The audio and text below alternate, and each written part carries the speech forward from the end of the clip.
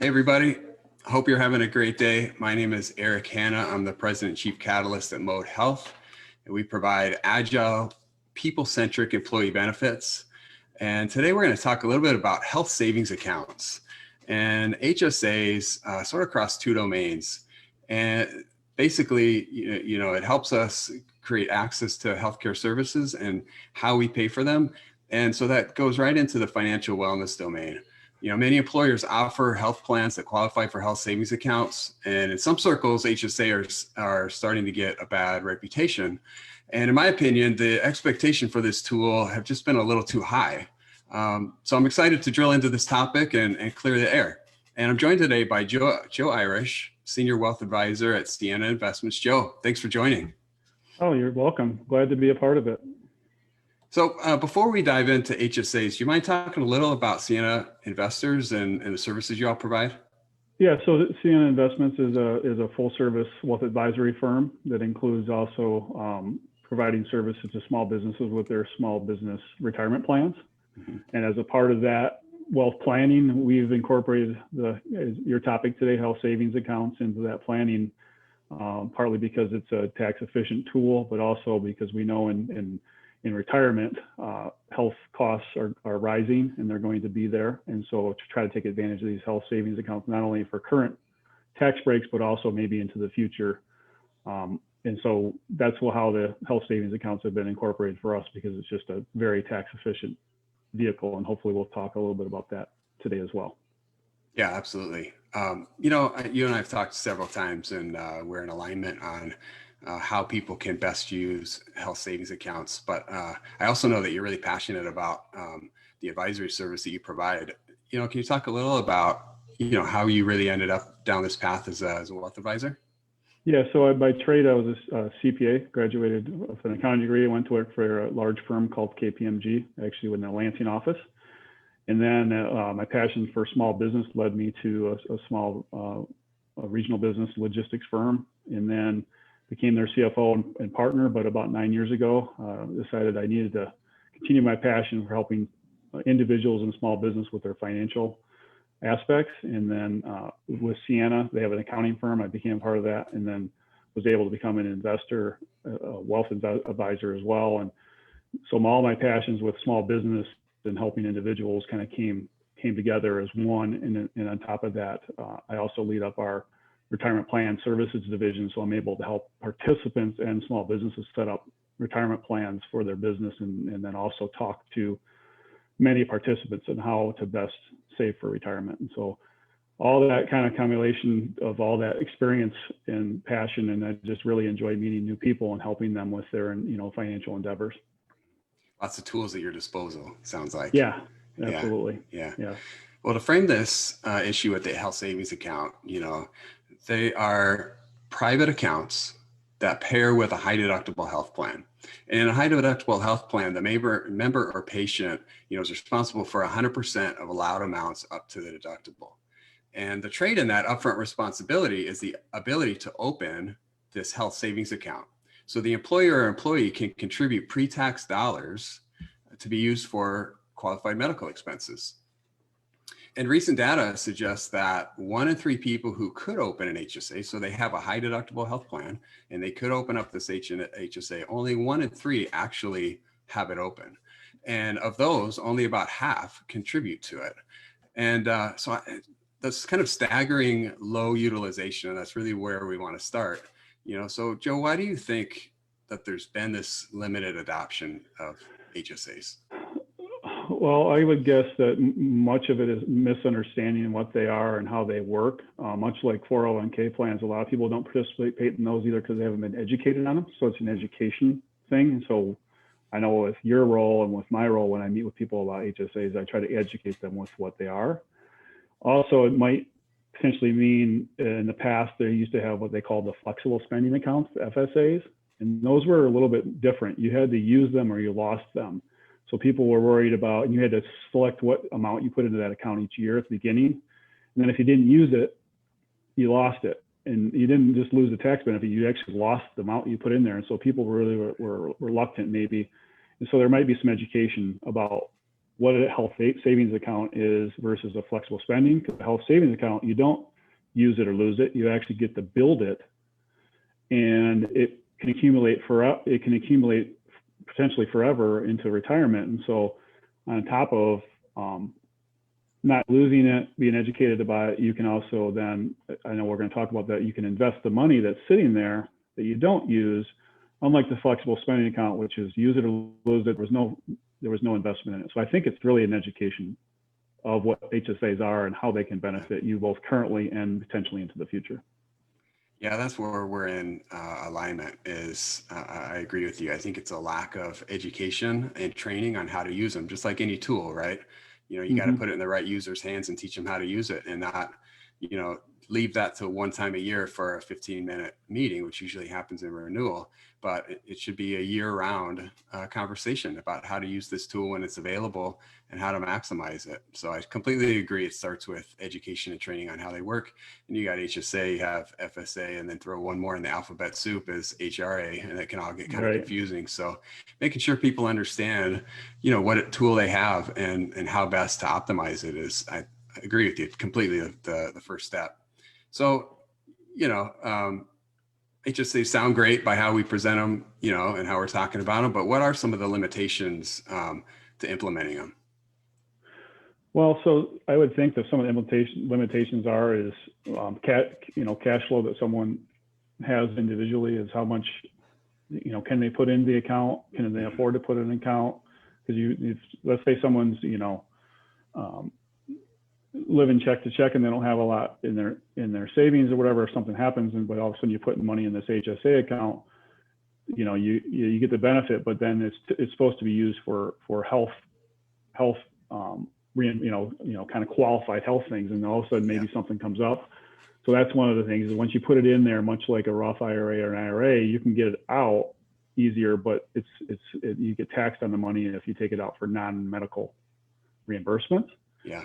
So that's kind of a limitation, I would say. For some people, maybe the limitation is actually you can't put as much into it as an IRA or a Roth. And so for some who have maybe more to save, the limitation could be the amount that you can actually put in there.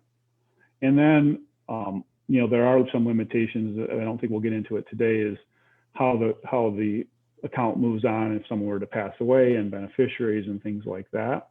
So those are limited, different than an IRA or a Roth IRA or a 401k. So that also is a challenge potentially with a health savings account. Yeah, agreed. I think where I'm seeing more conversation around the limitations with HSAs is where you started, which are contribution. What can somebody afford to contribute? And with premiums increasing like they have most of the time, I think that becomes a stretch. But I think, one of both of our goals is to help employers manage that from a financial perspective, so that employees can contribute more.